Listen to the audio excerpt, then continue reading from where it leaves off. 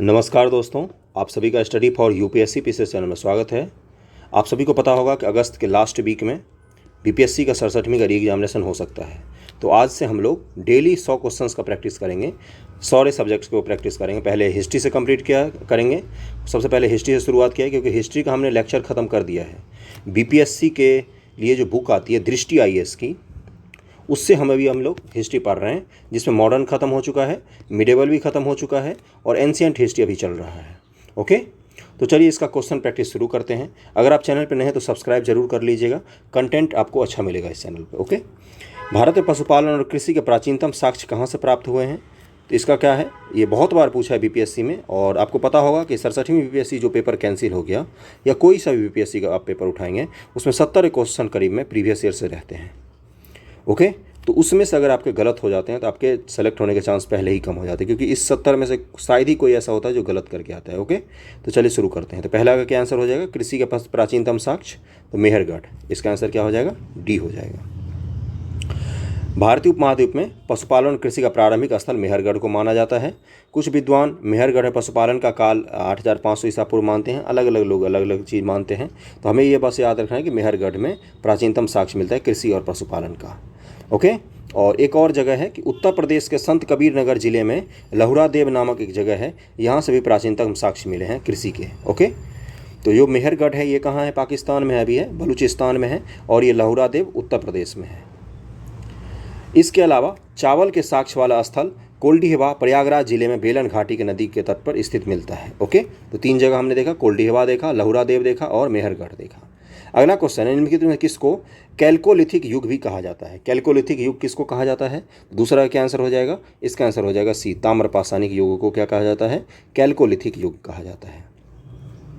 अगला है कि हड़प्पा में मिट्टी के बर्तनों पर सामान्यतः किस रंग का उपयोग हुआ है? तो आप अगर नेशनल म्यूजियम गए होंगे दिल्ली में तो वहाँ पर देखा होगा कि मिट्टी के बर्तनों पर सामान्यतः लाल रंग का उपयोग हुआ है, हड़प्पा में लाल रंग का। ओके, ये भी पूछता है, जैसे मौर्य काल में कौन सी मिलती है हमें? काले पॉलिशदार मृदभांड मिलते हैं, काली पॉलिशदार मृदभांड। ओके, अगले क्वेश्चन पे चलते हैं। इसको छोड़ के सिंधु सभ्यता निम्नलिखित में किस युग में पड़ता है? ऐतिहासिक काल, प्रागैतिहासिक काल, उत्तर ऐतिहासिक काल, आद्य ऐतिहासिक काल। तो इसका आंसर क्या हो जाएगा? इसका आंसर हो जाएगा आद्य ऐतिहासिक काल। यानी कि इसके साक्ष्य तो मिले हैं हमें, लेकिन इसके बारे में हम कुछ पढ़ नहीं पाए हैं आज तक। जैसे वैदिक काल है उसके लिटरेचर हम पढ़ पाते हैं, ऋग्वेद वगैरह, लेकिन आद्य ऐतिहासिक काल के जो हमारे पास मिले हैं, एक शिलालेख मिला है जिस पर कुछ कुछ अंकित है, हड़प्पा पीरियड का चिन्ह वाला लिपि अंकित है, इसको हम आज तक पढ़ नहीं पाए हैं। ओके, इसी को आद्य ऐतिहासिक काल कहा जाता है। ऐतिहासिक काल का निर्धारण पठनीय लेखन के काल के आधार पर होता है, जिसको हम पढ़ सकते हैं। ऐसे ऐतिहासिक साक्ष्य जिसको हम पढ़ सकते हैं उसको ऐतिहासिक कहा जाता है। और लेखन काल के ज्ञान से पहले का कालखंड प्रागैतिहासिक कालखंड होता है, लेकिन हड़प्पा में चूंकि लेखन था उसको हम पढ़ नहीं पाए हैं, इसीलिए उसको आद्य ऐतिहासिक कहा जाता है। ओके, तो सिंधु सभ्यता आद्य ऐतिहासिक काल की सभ्यता है, क्योंकि यहाँ पर लेखन कला का तो ज्ञान है परंतु अभी तक इसे पढ़ा नहीं जा सका है। सिंधु घाटी सभ्यता को सबसे महत्वपूर्ण विशेषता क्या है? ये पूछा है। सिंधु घाटी सभ्यता की सबसे महत्वपूर्ण विशेषता पक्की ईंटों से बनी इमारत, प्रथम असली मेहराव, पूजा स्थल, कला और वास्तुकला। असली मेहराव हमें दिल्ली सल्तनत के काल में मिलता है, और प्रथम ईंट से बनी इमारत का बोल सकते हैं हम। तो 5वां का आंसर हो जाएगा, इसका आंसर ए हो जाएगा। अगले स्थान पर चलते हैं, और पूजा स्थल वगैरह की प्रधानता इसमें नहीं थी, कला और वस्तु थी, लेकिन पहली बार हमें पक्की ईंट से बनी इमारत हड़प्पा के काल में ही मिलती है। निम्नलिखित में कौन सा एक हड़प्पा का बंदरगाह था? तो लोथल था। ये तो बहुत बार पूछा है, आपको पता होना चाहिए। गुजरात में है, भोगवा नदी के तट पर है, नदी का नाम भी याद रखना। निम्नलिखित में कौन सा हड़प्पा कालीन स्थल गुजरात में है? ये पूछा है आपसे। इसका क्या आंसर हो जाएगा? 67वीं बीपीएससी प्री 2022 का क्वेश्चन है ये। बताओ इसका आंसर। इसका आंसर क्या हो जाएगा? इसका आंसर हो जाएगा लोथल। निम्न से किन हड़प्पाकालीन स्थल से टेराकोटा का हल प्राप्त हुआ है? हल कहाँ से मिला है ये पूछा आपसे। टेराकोटा का मतलब क्या होता है? पकी हुई मिट्टी से जब भी कोई चीज़ बनती है तो उसको क्या कहा जाता है? टेराकोटा। मतलब मिट्टी का चीज़ बना के उसको आग में जब पका देते हैं तो वो टेराकोटा कहलाता है। तो इसका आंसर क्या हो जाएगा? बनावली से मिला है, हरियाणा में है बनावली। निम्न से किस हड़प्पन स्थल से जुते हुए खेतों के निशान मिले हैं? ये बहुत बार पूछा है, 66वीं बीपीएससी में भी पूछा था। इसका आंसर क्या हो जाएगा? इसका आंसर हो जाएगा ए, कालीबंगा से मिला है। कालीबंगा कहाँ है? राजस्थान में है। कालीबंगा का मतलब होता है काले कलर की चूड़ियाँ। निम्नलिखित में कौन हड़प्पा और मोहनजोदड़ो के उत्खनन से संबंधित नहीं है, ये पूछा है आपसे। आर.डी. बनर्जी, के.एन. दीक्षित, और दो ऑप्शन हैं जिसमें है एम.एस. वत्स और बी.ए. स्मिथ। बी.ए. स्मिथ इसके उत्खनन से संबंधित नहीं है। 1921 में दयाराम साहनी ने हड़प्पा का सर्वेक्षण किया। वर्ष 1926 से 1934 तक माधो स्वरूप वत्स हड़प्पा के उत्खनन कार्य से संबंधित रहे। मोहनजोदड़ो की खोज सर्वप्रथम 1922 में राखलदास बनर्जी ने किया और इसके पुरातात्विक महत्व की ओर ध्यान आकर्षित किया था। इसके अतिरिक्त कुछ अन्य विद्वान हैं, K N. Dikshit, Ernest Mackay, R L. Stein, A N. Ghosh, J P. Joshi इत्यादि। बी.ए. स्मिथ हड़प्पा की खोज से संबंधित नहीं रहे हैं, बल्कि ये भारतविद और कला इतिहासकार के रूप में प्रसिद्ध हैं। बोगजकोई का महत्व इसलिए है क्योंकि बोगजकोई में क्या है ये आपको बताना है। तो यहाँ पर क्या था, ये एशिया माइनर में है और ये क्या है, वहाँ जो अभिलेख प्राप्त हुए उनमें वैदिक देवी और देवताओं का वर्णन मिलता है। तो 11 का क्या आंसर हो जाएगा, ए। एशिया माइनर यानी कि अभी का इराक और तुर्की के इलाकों की बात हो रही है, वहाँ पर मिले हैं, जिसमें इंद्र, वरुण, मित्र और नासत्य देवताओं का उल्लेख मिलता है। वहाँ पर एक अभिलेख मिला है, उस पर मिलता है। Okay, Boghazkoi. प्रसिद्ध 10 राजाओं का युद्ध किस नदी के तट पर हुआ था, आपको पता है, ये ऋग्वेद में अंकित है। तो कहाँ पर हुआ था ये, तो परुष्ण यानी कि रावी, परुष्णी यानी कि रावी नदी के तट पर हुआ था, जिसमें भरतों के राजा सुदास ने 10 राजाओं के संघ को हराया था। 13वां क्वेश्चन है, ऋग्वेद का कौन सा मंडल पूर्णतः सोम को समर्पित है। तो इसका आंसर क्या हो जाएगा, 9वां मंडल। 9वां मंडल जो है ये पूर्णतः सोम को समर्पित है। और ये दशरथ के युद्ध जो हुआ था, इसमें संघ में आर्यों के प्रमुख जन कौन थे, एक राजा सुदास था, ने 10 राजाओं के एक संघ को हरा दिया था। राजा सुदास ने 10 राजाओं के एक संघ को हरा दिया था। उसमें अनु, द्रुहु, यदु, पुरु, अतुर्वस ये संघ शामिल थे इस युद्ध में। अगला है कि 10 मंडल है ऋग्वेद में, उसे 9वें में सोम का वर्णन मिलता है। 14 नंबर क्वेश्चन है कि ऋग्वेद संहिता का 9वां मंडल पूर्णतः किसको समर्पित है, 9वां मंडल। इसका क्या आंसर हो जाएगा, सोम स्पे का पर नामांकित देवता का समर्पित है। इसका आंसर डी हो जाएगा, सोम। 15 नंबर क्वेश्चन है, गायत्री मंत्र किस पुस्तक में मिलता है। तो इसका आंसर क्या हो जाएगा, ऋग्वेद में मिलता है। ऋग्वेद के 3य मंडल में मिलता है, जिसकी रचना किसने की है, विश्वामित्र जी ने की है। तो गायत्री के रचयिता कौन है, विश्वामित्र जी हैं। 16 नंबर क्वेश्चन है, इनसे किस भारतीय दर्शन ने परमाणु सिद्धांत का प्रतिपादन किया। 66वीं बीपीएससी में पूछा है। तो इसका क्या आंसर हो जाएगा, वैशेषिक में किया है। कनाद का नाम आता है, कनाद ऋषि का नाम आता है, जिन्होंने परमाणुवाद का सिद्धांत दिया था। वैशेषिक दर्शन है, वैशेषिक दर्शन। महावीर स्वामी का जन्म कहाँ पर हुआ था, कुंडग्राम, बाटलिपुत्र, मगध और वैशाली। तो इसका आंसर क्या हो जाएगा, इसका आंसर ए हो जाएगा, कुंडग्राम में हुआ था 599 ईसा पूर्व में। 540 एनसीईआरटी में दिया हुआ है। अगले क्वेश्चन पे चलते हैं कि महावीर जन्म की मृत्यु के निम्नलिखित में से किस नगर में हुई थी। महावीर जैन की। इसका आंसर हो जाएगा पावापुरी। भगवान महावीर का प्रथम शिष्य कौन थे। तो इसका आंसर क्या हो जाएगा, जमाली जो था उनके प्रथम शिष्य था। अगले क्वेश्चन पे चलते हैं कि निम्नलिखित में कौन सबसे पूर्णकालिक जैन ग्रंथ कहलाता है। सबसे पूर्वकालिक जैन ग्रंथ कौन कहलाता है। इसका आंसर क्या हो जाएगा, 14 पूर्व। जैन और बौद्ध धर्म हमने दृष्टि आईएएस के बिहार समग्र से कंप्लीट कर लिया है। केबीसी नैनो का अगर आपको बिहार समग्र करना हो तो वो भी आपको चैनल पर मिल जाएगा। ओके। महात्मा बुद्ध ने अपना पहला धर्म चक्र प्रवर्तन स्थान किस स्थान पर दिया था। ये सबको पता है, सारनाथ में दिया था उन्होंने पहला उपदेश। प्रथम उपदेश को ही क्या कहा जाता है, धर्म चक्र प्रवर्तन कहा जाता है। हर साल ही बौद्ध से क्वेश्चन पूछता है। बुद्ध धर्म हम कंप्लीट कर चुके हैं। महात्मा बुद्ध का महापरिनिर्वाण कहाँ पर हुआ था। तो उनका कहाँ पर हुआ था, कुशीनगर में, मल्लो के प्रदेश में, कुशीनगर में। शुकर माधव के भोज पदार्थ खाने से उनका मृत्यु हो गई थी। त्रिपिटक किसकी धार्मिक पुस्तक है। तो बौद्ध धर्म की है। त्रिपिटक किसकी है, बौद्ध धर्म की। इसमें 3 बुक आते हैं, कौन कौन से आते हैं, विनय पिटक, सुत्त पिटक और अभिधम्म पिटक आता है। विनय पिटक में क्या है, विनय, नियम, विनय और नियम, इसको याद रखना, बौद्ध संघ के नियम है, संघ संबंधी नियम और आचार की शिक्षाएं हैं विनय पिटक में। सुत्त पिटक महात्मा बुद्ध के वचन हैं, सुत्त शुद्ध यानी कि वचन, ऐसे करके याद रखना। अभिधम्म पिटक क्या है, दार्शनिक। अभिधम्म बड़ा शब्द लग रहा है तो दार्शनिक भी बड़ा शब्द है ना। त्रिरत्न या 3 रत्न जैसे सटीक ज्ञान, सच्ची आस्था और सटीक क्रिया निम्न से किससे संबंधित हैं। इसका आंसर क्या हो जाएगा, 24 का आंसर देखते हैं क्या दिया है। इसका आंसर हो जाएगा सी, यानी कि जैन धर्म से संबंधित है। 66वीं बीपीएससी प्री 2020 से पूछा है। त्रिरत्न जैन धर्म से संबंधित है। इसमें क्या है, सम्यक दर्शन, सम्यक चरित्र और सम्यक ज्ञान बताया गया है। निम्नलिखित में कौन सी बात बौद्ध धर्म तथा जैन धर्म में समान नहीं है। इसमें क्या समान नहीं है, आत्मदमन। बौद्ध धर्म मध्यम मार्ग के प्रतिप्रदा की बात करता है, यानी खुद को ज़्यादा कष्ट मत दो उसकी बात करता है, जबकि जो जैन धर्म है वो आत्मदमन पर आधारित है। सतलेखना विधि के द्वारा प्राण त्यागने की बात जैन धर्म में है। अगला क्वेश्चन, बोध गया बोधि वृक्ष अपने वंश की किस पीढ़ी का है? तो सी हो जाएगा, 5वीं पीढ़ी का बोधि वृक्ष है। इसको शशांक ने काट दिया था, आपको पता होगा, बंगाल का शासक था शशांक।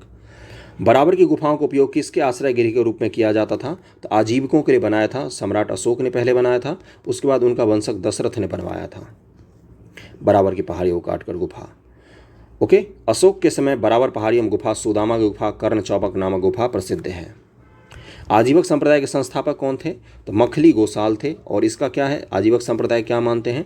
ये भाग्यवादी होते हैं। अर्थात क्या होता है भाग्यवादी? सब कुछ भाग्य पर छोड़ दो, जो किस्मत में लिखा होगा वही मिलेगा, यही होता है आजीवक संप्रदाय। आगे बढ़ते हैं, मखलीपुत्र गोसाल ने इसकी स्थापना की थी। पाटलिपुत्र के संस्थापक कौन है? तो उदायन है, आपको पता होगा, उदायन ने पाटलिपुत्र की स्थापना की थी। अजातशत्रु का उत्तराधिकारी था ये हर्यक वंश का। नेक्स्ट क्वेश्चन है कि किस शासक द्वारा सर्वप्रथम पाटलिपुत्र का राजधानी के रूप में चयन किया गया था? तो उदायन द्वारा ही चयन किया गया था।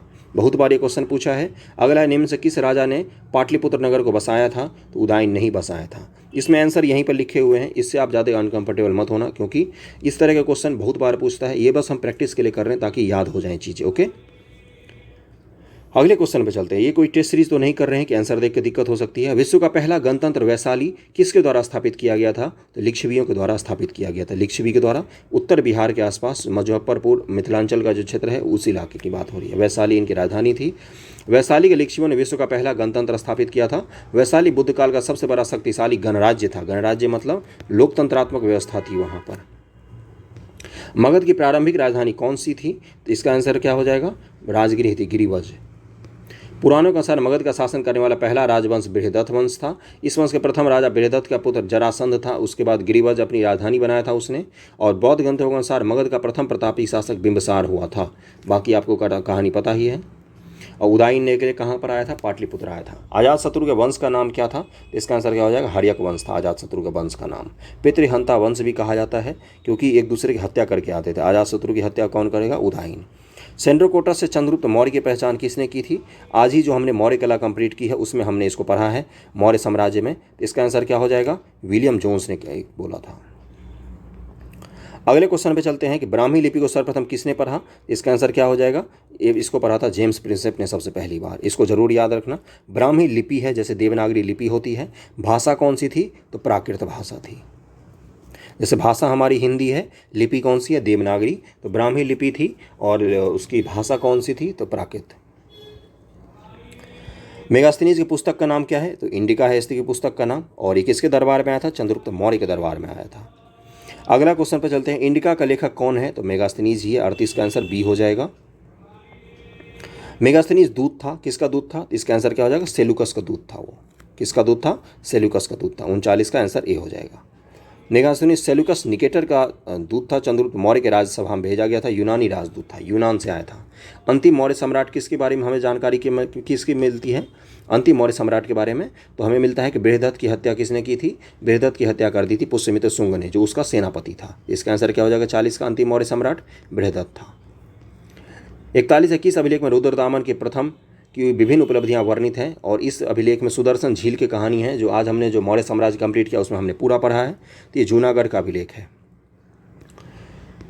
गुजरात के जूनागढ़ से रुद्रदामन का अभिलेख प्राप्त हुआ है। यह जिस शिला पर उत्कीर्णित है उसी पर अशोक के 14 प्रज्ञापनों की एक प्रति और स्कंदगुप्त के 2 लेख भी खुदे हुए हैं। स्कंदगुप्त ने सुदर्शन झील का निर्माण करवाया, अशोक ने भी करवाया, चंद्रगुप्त मौर्य ने भी सुदर्शन झील का पुनर्निर्माण करवाया और रुद्रदामन ने भी करवाया था। इन 4 राजाओं का नाम सुदर्शन झील से जुड़ा हुआ आता है। उसके समय में अलग अलग गवर्नर भी थे। निम्नलिखित राजाओं से किसका जैन धर्म के प्रति भारी झुकाव था? इसका क्या आंसर हो जाएगा? खारवेल। खारवेल कहाँ का शासक था? कलिंग का शासक था, जिसके बारे में हमें कहाँ से जानकारी मिलती है? इसके हाथी गुफा अभिलेख से मिलती है। हाथी गुफा अभिलेख, हाथी गुफा अभिलेख से कलिंग के बारे में जानकारी मिलती है। खारवेल शासक था। कलिंग की राजधानी क्या थी? तोसली। नेक्स्ट क्वेश्चन पे चलते हैं। इसका आंसर सी हो जाएगा, खारवेल। कलिंग नरेश खारवेल का संबंध है किससे? महामेघवाहन वंश से, चेदी वंश से, सातवाहन वंश से, राजभोटक वंश से। तो इसका आंसर क्या होगा? इसका आंसर ई दिया है इसमें से कि कलिंग के चेदी राजवंश का संस्थापक महामेघवाहन नामक व्यक्ति था। अतः इस वंश का नाम महामेघवाहन वंश भी पड़ गया था। यानी कि इसका चेदी भी होगा और महामेघवाहन वंश भी होगा। तो ए और बी दोनों हो जाएगा, इसलिए ई हो जाएगा इसका आंसर। प्राचीन भारत का नेपोलियन किसे कहा जाता है? इसका आंसर क्या हो जाएगा? समुद्रगुप्त। लेकिन ये गलत है, नहीं कहना चाहिए, ये उपनिवेशवादी सोच है। नेपोलियन बहुत बाद में आया है, 1800 ईस्वी के आसपास का है, जबकि समुद्रगुप्त बहुत पहले था। इसका आंसर डी हो जाएगा, समुद्रगुप्त। गुप्त सम्राट जिसने हुनों को पराजित किया था, तो हमें इसके बारे में कहाँ से जानकारी मिलती है वो भी हम देखेंगे। तो अस्कंदगुप्त नामक शासक था जिसने हुनों को पराजित किया था। मिहिर और तोरमन का नाम आता है। हुनों का पहला भारतीय आक्रमण गुप्त सम्राट अस्कंदगुप्त के शासनकाल में हुआ। अस्कंदगुप्त के हाथों से बुरी तरह पराजित हुए थे हुन। यूएस राय के अनुसार इस हुन आक्रमण का नेता खुशनेवाज था। यह आक्रमण एक धावा मात्र था और देश के ऊपर इसका कोई तात्कालिक प्रभाव नहीं पड़ा, किंतु परोक्ष रूप से इसे गुप्त साम्राज्य के पतन की ओर गति को तेज कर दिया। किस प्रकार की भूमि को अपरहत कहा जाता है? अपरहत भूमि हमने मौर्य साम्राज्य में ही पढ़ा है और आगे भी आता है अपरहत भूमि बार बार। तो 46 का क्या आंसर हो जाएगा? इसका आंसर हो जाएगा बिना जोती हुई जंगली भूमि को अपरहत कहा जाता है। जिस पर जंगल हैं अभी, उस समय पता ही है आपको, अधिकांश भाग में तो जंगल ही रहेंगे क्योंकि आबादी बहुत कम थी। तो अपरहत भूमि उसी को कहा जाता है। 47 नंबर है कि चीनी यात्री सुंगयुन ने भारत की यात्रा कब की थी? बहुत सारे चीनी यात्री का नाम आता है, इसमें से सुंगयुन है, इसके बारे में पूछा है। तो 515 ईसा पूर्व से 520 ईसा पूर्व। ओके, कि कब की थी? 515 से 520 ईसा पूर्व। सबसे पहले कौन आता है? फाहियान आता है, उसके बाद सुंगयुन आता है, उसके बाद ह्वेनसांग आता है और फिर इत्सिंग आता है। ये 4 चीनी यात्री हैं। सबसे पहले फाहियान, उसके बाद सुंगयुन आएगा, फिर ह्वेनसांग आएगा हर्ष के समय में, और उसके बाद फिर इत्सिंग आता है। इसका आंसर ए हो जाएगा 515 से 520 ईसा पूर्व। हर्षवर्धन के शासनकाल में किस चीनी यात्री ने भारत की यात्रा की थी? इसका आंसर क्या हो जाएगा? ह्वेनसांग। अभी मैंने बताया आपको, ह्वेनसांग ने यात्रा की थी। आगे बढ़ते हैं कि कल्हण की पुस्तक का नाम क्या है? तो इसका पुस्तक का नाम है राजतरंगिणी, और ये क्या है? ये कश्मीर का इतिहास है। क्या है? कश्मीर का इतिहास है। ओके, और इससे हमें क्या पता चलता है कि श्रीनगर राज्य, जो श्रीनगर है ये शहर है, उसकी स्थापना सम्राट अशोक के द्वारा की गई थी। कल्हण ने राजधानी में कश्मीर का इतिहास लिखा है। इस ग्रंथ की रचना कल्हण ने जय सिंह 1127 से 1159 के शासनकाल में पूर्ण किया था। चंद्रगुप्त मौर्य के प्रधानमंत्री चाणक्य ने राजनीतिक शास्त्र पर अर्थशास्त्र की रचना की है, राजनीति पर। उदंतपुरी शिक्षा केंद्र निम्न से किस राज्य में अवस्थित है? तो इसका आंसर क्या हो जाएगा? ये बिहार में अवस्थित है। अगला क्वेश्चन है कि उदंतपुर, जिसे उदानपुर भी कहा जाता है, ये सब तो पता ही है आपको, इसकी स्थापना गोपाल ने की थी। और विक्रमशिला विश्वविद्यालय की स्थापना किसने की थी? तो धर्मपाल ने की थी। पालवन शासकों ने 2 विश्वविद्यालय की स्थापना की थी। और विक्रमशिला विश्वविद्यालय जो बौद्ध धर्म का तंत्रयान वाला शाखा है, यानी कि महायान शाखा के तंत्र मंत्र है, वज्रयान जिसको कहा जाता है, उसी का केंद्र था। कर्नाट वंश का संस्थापक कौन था? तो इसका आंसर क्या हो जाएगा? बहुत बार पूछा है ये। इसका आंसर हो जाएगा नान्यदेव। 1197 से 98 तक था ये कर्नाट, जिसकी राजधानी कहाँ थी? सिमरावगढ़। और कर्नाटक शासनकाल को क्या कहा जाता है? मिथिला का स्वर्ण युग कहा जाता है कर्नाटक को। कर्नाटक वंश का अंतिम शासक कौन था? इसका आंसर क्या हो जाएगा? हरि सिंह थे इसके अंतिम शासक। कर्नाटक वंश का अंतिम शासक हरि सिंह थे। ये कला और साहित्य के महान संरक्षक थे। इन्होंने पंजी व्यवस्था की शुरुआत की थी। 53 है कि किस काल में अछूत की अवधारणा स्पष्ट रूप से उद्धृत हो चुकी थी? इसका आंसर हो जाएगा धर्मशास्त्र के समय में। धर्मशास्त्र का जो समय था उस समय अछूत की अवधारणा पूर्ण रूप से आ गई थी। कनिष्क के शासनकाल में बौद्ध सभा किस नगर में आयोजित की गई थी? तो आपको पता है अलग अलग बौद्ध सभा अलग अलग समय में आयोजित की गई। 4 बौद्ध संगतियाँ हुई हैं, पहली, दूसरी, तीसरी, चौथी। चारों के बारे में आपको पता होनी चाहिए। चौथी कश्मीर के बारे में पूछा है, तो ये कश्मीर में हुई थी, कश्मीर के कुंडल वन में हुई थी। बाकी 3 कहाँ कहाँ हुई थी? पहली हुई थी राजगृह में, दूसरी वैशाली में हुई थी, तीसरी पाटलिपुत्र में अशोक के समय में हुई थी, और चौथी कनिष्क के समय में कश्मीर के कुंडल वन में हुई थी। आपको इसके अध्यक्ष के नाम भी सबको याद होने चाहिए। अध्यक्ष के नाम लिख के चिपका लेना, जरूर पूछता है। और चौथी जो थी इसके महाकश्यप अध्यक्ष थे, और जो वो हैं सॉरी, ये तो चौथी नहीं, ये तो पहली की बात कर रहा है। महाकश्यप उसके अध्यक्ष थे। चौथी के अध्यक्ष कौन थे? तो अश्वघोष। ओके, चौथी के अध्यक्ष जो थे वो थे वसुमित्र, और इसको उपाध्यक्ष थे अश्वघोष। ओके, इसको जरूर याद रखना। प्रथम के अध्यक्ष थे महाकश्यप। ओके, दूसरे के कौन थे? सर्वकामी, और इसके अध्यक्ष सर्वकामी थे, और यही तो दिया हुआ है ना। आगे बढ़ते हैं। प्रथम बौद्ध संगति के अध्यक्ष कौन थे? वही पूछ लिया, महाकश्यप थे। वासुमित्र किसके हैं? चौथे के हैं। ओके, भगवान बुद्ध के महापरिनिर्वाण के बाद पहली बौद्ध संगति कहाँ पर हुई थी? तो राजगृह में हुई थी। अजातशत्रु उस समय शासक था। बुद्ध के जीवन के 4 महत्वपूर्ण घटनाओं उनसे संबंधित 4 स्थानों का नीचे उल्लेख है। यह 2 स्तंभों 1 और 2 में अंकित है, आपको इसका सुमेल करना है। जन्म कहाँ पर हुआ था उनका? इसका आंसर क्या हो जाएगा? जन्म लुम्बिनी में हुआ था। ज्ञान की प्राप्ति कहाँ हुई थी? बोधगया में हुई थी। प्रथम प्रवचन दिया था उन्होंने सारनाथ में। निधन कुशीनगर में हुआ था। इसको मैच कर लेना, इसका आंसर सी दिया है। बोधगया में किसे ज्ञान की प्राप्ति हुई थी? बहुत ईजी क्वेश्चन, गौतम बुद्ध जी को, महात्मा बुद्ध। बोधगया महाबोधि मंदिर बनवाया गया जहाँ पर गौतम बुद्ध को ज्ञान की प्राप्ति हुई थी। बी आंसर हो जाएगा। अगले क्वेश्चन पे चलते हैं कि गौतम बुद्ध को एक देवता का स्थान किस राजा के युग में प्राप्त हुआ? तो कनिष्क के समय में महायान शाखा का जब उदय होता है, महायान शाखा, इसमें मूर्ति पूजा और तंत्र मंत्र का विधि विधान है। इसी समय बौद्ध एक महापुरुष न होकर एक देवता बन गए थे और हीनायन में वो एक महापुरुष ही माने जाते हैं। ईसा पूर्व 6वीं सदी में विश्व के प्रथम गणतंत्रात्मक व्यवस्था कहाँ पर थी? तो ये कहाँ थी? वैशाली में। लिच्छवी अभी हमने पढ़ा। 16 महाजनपदों की सूची उपलब्ध है किस किस में? महाभारत में, अंगुत्तर निकाय में, और क्या दिया है? छंदोग्य उपनिषद में, संयुक्त निकाय में। तो छंदोग्य उपनिषद जो है इसमें हमें कृष्ण भगवान के बारे में पहली बार जानकारी मिलती है कि कृष्ण नाम का कोई एक देवता था। ओके, जो अंगुत्तर निकाय है, अंगुत्तर निकाय, उसमें हमें मिलती है जानकारी 16 महाजनपदों की। और भगवती सूत्र जो है, भगवती सूत्र जैन ग्रंथ, उसमें हमें मिलती है 16 महाजनपदों की जानकारी, और अंगुत्तर निकाय बौद्ध ग्रंथ में मिलती है। ओके, तो 62 का क्या आंसर हो जाएगा? बी हो जाएगा। 16 महाजनपद कौन थे आपको पता ही है। अगली बार से मैं थोड़ा पीडीएफ और स्पष्ट बना दूंगा। इस पीडीएफ में थोड़ी सी दिक्कत आ रही होगी किसी किसी को। नालंदा विश्वविद्यालय स्थापना का युग कौन सा है? तो उसकी स्थापना गुप्त काल में हुई थी। कुमार गुप्त ने उसकी स्थापना किया था, नालंदा विश्वविद्यालय। नालंदा विश्वविद्यालय किस लिए विश्व प्रसिद्ध था? तो बौद्ध धर्म और दर्शन के लिए विश्व प्रसिद्ध था। मध्यकालीन भारत में मनसबदारी व्यवस्था क्यों लागू की गई थी? इसका आंसर क्या हो जाएगा? सैनिकों की सुगमता से भर्ती हेतु लागू की गई थी। अकबर ने लागू किया था। कहाँ से इसने ये कॉन्सेप्ट लिया था?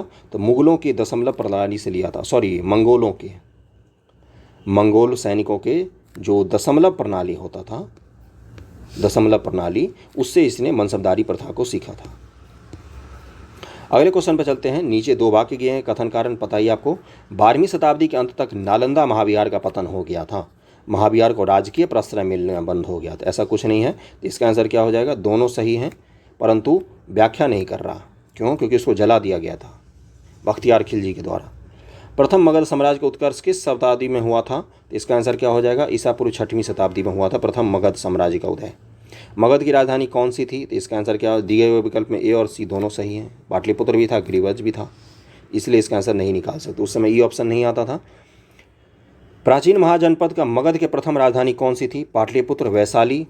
प्राचीन महाजनपद मगध की राजधानी पूछा है आपसे। और क्या दिया है आंसर?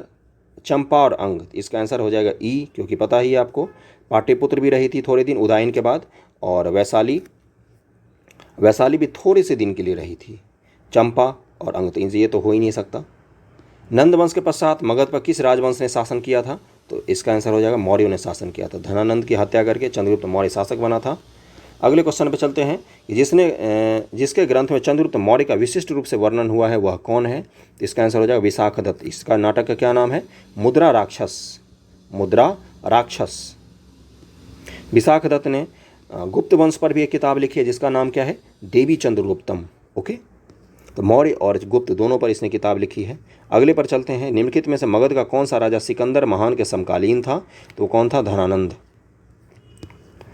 अगला क्वेश्चन है कि पाटलिपुत्र में स्थित चंद्रगुप्त का महल मुख्यतः किसका बना हुआ था? तो लकड़ियों का बना हुआ था। ये लकड़ी का उसका महाप्रसाद कहा जाता है, जिसको देखकर ह्वेनसांग ने बोला था कि इसको कोई इंसान नहीं बना सकता, ये देवताओं द्वारा बनाया गया है। अष्टप्रधान का गठन किसने किया था? तो इसका आंसर क्या हो जाएगा? छत्रपति शिवाजी जी ने अष्टप्रधान का गठन किया था। निम्नलिखित में से किस मौर्य राजा ने दक्कन की विजय प्राप्त की थी? तो चंद्रगुप्त मौर्य ने पूरे भारत को जीत लिया था, जिसमें दक्कन भी शामिल था। अभिलेख जिससे यह प्रमाणित होता है कि चंद्रगुप्त का प्रभाव पश्चिम भारत पर भी था। कलिंग शिलालेख, अशोक का गिरनार अभिलेख, रुद्रदामन का जूनागढ़ अभिलेख। तभी हमने रुद्रदामन के जूनागढ़ अभिलेख की बात की थी। तो 76 का क्या आंसर दिया है? 76 का आंसर हो जाएगा सी, रुद्रदामन का जूनागढ़ अभिलेख, जहाँ से पता चलता है क्या कि चंद्रगुप्त मौर्य ने सुदर्शन झील का पुनः निर्माण करवाया था। 77 नंबर क्वेश्चन है कि हाँ वही है। निम्न में से कौन सा क्षेत्र अशोक के साम्राज्य में सम्मिलित नहीं था? तो इसका आंसर क्या हो जाएगा? श्रीलंका सम्मिलित नहीं था। बाकी अफगानिस्तान, बिहार, कलिंग तो सब सम्मिलित था ही। अशोक के शासनकाल में बौद्ध सभा किस नगर में आयोजित की गई थी? तो वो आपको पता होगा, पाटलिपुत्र में आयोजित की गई थी। पाटलिपुत्र में अध्यक्ष कौन था? मोगलीपुत्र तीस इस समय अध्यक्ष थे। प्रथम के कौन थे? प्रथम का हमने देखा था वासुमित्र थे। और दूसरे के कौन थे? मैं फिर से रिपीट कर देता हूँ, मैंने गलती कर दी। पहले का कौन है? महाकश्यप। दूसरे कौन है? तो शुभकामी। तीसरे कौन है? मोगलीपुत्र तीसरे हैं। चौथे के वासुमित्र और अश्वघोष, ये चारों के हैं। ओके, इसको नोट डाउन कर लेना, आपको सबको पता होगा। अशोक के शिलालेख में प्रयुक्त भाषा कौन सी है? तो प्राकृत भाषा है। ओके, अगले क्वेश्चन पे चलते हैं। निम्नलिखित में से प्राचीन भारत की कौन सी लिपि दाहिने से बाईं ओर लिखी जाती है? दाहिने से बाएं। ओके, दाहिने से बाएं, इधर से इधर कौन सी लिखी जाती है? तो खरोष्ठी। अशोक के धम्म का मूल संदेश क्या है? इसका मूल संदेश ये सब था, राज्य के प्रति वफादारी, शांति, अहिंसा, बड़ों का सम्मान, धर्म, सहनशीलता। इसका आंसर ई हो जाएगा। इसका आपको PDF टेलीग्राम चैनल पर मिल जाएगा, ज्वाइन कर लेना। केवल वह स्तंभ जिसमें अशोक ने स्वयं को मगध का सम्राट बताया है, कौन कौन सा है? तो भाबरू स्तंभ लेख, जिसमें उसने मगध का सम्राट बताया खुद को। अपने शिलालेख में अशोक समय तक किस नाम से जाना जाता था? तो प्रियदर्शी। इसका आंसर बी हो जाएगा। 83 का आंसर बी हो जाएगा। 84 पर चलते हैं। कौटिल्य के अर्थशास्त्र में किस पहलू पर प्रकाश डाला गया है? इसका हो जाएगा राजनीतिक नीतियों पर प्रकाश डाला गया है कौटिल्य के अर्थशास्त्र में। कौटिल्य के पुस्तक अर्थशास्त्र किस विषय पर आधारित है? तो ये शासनकाल के सिद्धांत और अभ्यास पर भी है, विदेश नीति के बारे में भी है, आर्थिक संबंधी बताया है कि राज्य का कैसा होना चाहिए, धन संचय के बारे में भी बताया है। तो इसका आंसर ई हो जाएगा। और ये सप्त सिद्धांत हैं, इसको सीक्वेंस में ही याद रखना, क्योंकि सीक्वेंस में ही है। सबसे पहले कौन आएगा? राजा आएगा। कौटिल्य का अर्थशास्त्र किसी भी राज्य के लिए 7 चीज़ों को बहुत इंपॉर्टेंट देता है। उसमें सबसे पहला है राजा। राजा तो होना ही चाहिए। अमात्य यानी कि मंत्री होना चाहिए। जनपद यानी कि जनपद होना चाहिए। दुर्ग होना चाहिए। कोष होना चाहिए। दंड या सेना बोल दो। और मित्र राष्ट्र जरूर होने चाहिए। ओके, 88 है कि मेगास्थनीज ने भारतीय समाज को कितनी श्रेणियों में विभाजित किया था? तो मेगास्थनीज ने 7 जातियां बोल दी थी। जो 7 असल में क्या थे? ये 7 पेशा थे, जैसे किसान, अहीर, उसने अलग अलग जाति बोल दिया, लेकिन ये सब क्या थे? ये पेशा थे 7। ये रहे दार्शनिक, योद्धा, कृषक और पशुपालक, कारीगर, निरीक्षक एवं सभासद, ये 7 थे। और उसने 7 जो जाति बोली ना, वो 7 पेशा थे। और वैसे भारतीय समाज को उसने 7 में बांटा था। ये 7 कौन कौन से थे? दार्शनिक, कृषक, पशुपालक, कारीगर, योद्धा, निरीक्षक और सभासद। मौर्य साम्राज्य का 7 वर्गों में विभाजन का विशेष रूप से उल्लेख कहाँ पर किया गया है? तो मेगास्थनीज की पुस्तक इंडिका में किया गया है। पेरिप्लस ऑफ द इरिथ्रियन सी किसने लिखी है? तो इसके लेखक अज्ञात है। इसका आंसर ई हो जाएगा। वह स्रोत जिसमें पाटलिपुत्र के प्रशासन का वर्णन उपलब्ध है, तो इसका क्या आंसर हो जाएगा? इंडिका में उपलब्ध है। ओके, सी हो जाएगा। पाटलिपुत्र के प्रशासन का वर्णन है तो इंडिका में है। पाटलिपुत्र को किस शासक ने सर्वप्रथम अपनी राजधानी बनाई थी? तो इसका आंसर हो जाएगा चंद्रगुप्त मौर्य ने बनाई थी। इनमें से पूछा है। ओके, इनमें से किसने सर्वप्रथम व्यापक पैमाने पर स्वर्ण मुद्रा का प्रचलन किया? पुष्यमित्र शुंग, मेनांडर, या फिर भीमकटविशेष या गौतमीपुत्र सातकर्णी। तो भीमकटविशेष जो था कनिष्क के वंश का शासक था, कुषाण वंश का शासक था। तो उसी ने सबसे पहले स्वर्ण सिक्कों को प्रचलित करवाया। बहुत सारे स्वर्ण सिक्के चले। कला की गंधार शैली निम्न से किस समय फली फूली? तो कुषाणों के समय में फली फूली। कुषाण कहाँ पर राज करते थे? कुषाण वर्तमान विश्व के 7 देश मिला दो उस पर राज करते थे। सेंट्रल एशिया के जितने देश हैं, अफगानिस्तान, पाकिस्तान, भारत, इन सब पर राज करते थे। इनमें से किस शासक ने चतुर्थ बौद्ध संगति कश्मीर में आयोजित की थी? तो कनिष्क ने आयोजित की थी। उसके अध्यक्ष कौन थे? वासुमित्र और अश्वघोष। शुंग वंश के बाद किस वंश ने भारत पर राज किया? तो इसका आंसर हो जाएगा कण्व वंश ने राज किया था। कण्व। शुंग वंश का अंतिम राजा देवभूति अपने अमात्य वासुदेव के षड्यंत्रों द्वारा मार दिया गया और वासुदेव ने नवीन राजवंश कण्व की स्थापना की थी। राजा खारवेल का नाम जुड़ा है किससे? तो हाथी गुफा अभिलेख से जुड़ा होगा। इसका आंसर सी हो जाएगा। 96 है, नगरों का क्रमिक पतन किस काल की एक महत्वपूर्ण विशेषता थी? तो गुप्त काल की विशेषता थी। गुप्त काल में पाटलिपुत्र का पतन हो गया था लगभग में। अगले क्वेश्चन पे चलते हैं। निम्नलिखित में कौन सा बंदरगाह गुप्त काल में उत्तर भारतीय व्यापार के लिए उपयोग किया जाता था? कौन सा बंदरगाह उत्तर भारतीय व्यापार के लिए उपयोग किया जाता था? इसका आंसर ई हो जाएगा, क्योंकि हम देखते हैं कि पूर्व और पश्चिम दोनों जगह थे। पूर्व में तामलिप्ति, पश्चिम में भरूच का बंदरगाह और कल्याण और कैम्बे, ये सारे बंदरगाह यूज किए जाते थे गुप्त काल में। किस शासक वंश ने मंदिरों एवं ब्राह्मणों पर को सबसे अधिक ग्राम अनुदान में दिया? तो इसका आंसर क्या हो जाएगा? 98 का गुप्त वंश ही होगा। 98 का ए ही होना चाहिए मेरे हिसाब से। आगे आंसर देखते हैं। 98 का क्या हो जाएगा? ए ही होगा। गुप्त वंश ने ही सबसे ज़्यादा अनुदान दिए। इसके बाद भारत में क्या देखते हैं हम? सामंतवाद का उदय होता है। सामंतवाद का उदय इसी के बाद शुरुआत होती है। गुप्त युग में भूमि राजस्व की दर क्या थी? इसका क्या आंसर है? ऊपर का छठा भाग 1/6। ये फिक्स था पूरे प्राचीन भारत में। भागवत संप्रदाय के विकास में किसकी देन अत्यधिक है? तो गुप्तों की देन सबसे अधिक है भागवत संप्रदाय के विकास में। ओके, परम भागवत की अधिकांश शासक परम भागवत की उपाधि धारण करते थे। विष्णु का वाहन गरुड़ गुप्त चिन्ह था। गुप्तों का राज चिन्ह क्या था? गरुड़। ओके, तो 100 क्वेश्चंस हमने कंप्लीट कर लिए इस वीडियो में। वीडियो कैसा लगा जरूर बताना, कमेंट करना, फीडबैक जरूर देना, तभी आगे कंटिन्यू होगा video. Okay, thank you so much.